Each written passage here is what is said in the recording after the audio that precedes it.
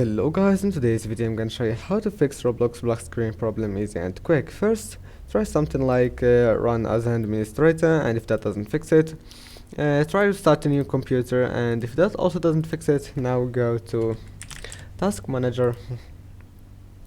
Now click on memory. This is the application that is using your memory, and just right click and end all the tasks here that you don't need, like Google Chrome, wallpaper engine, and Steam. All the applications that you don't need will play in, and cause it may take your memory when Roblox is launching. And also do the same with CPU, and after that just go back and try again, and if that doesn't fix it, now just after trying all solution that you can find, just try to reinstall it, and that may work. So just type here Roblox, uninstall it, and then go to command prompt,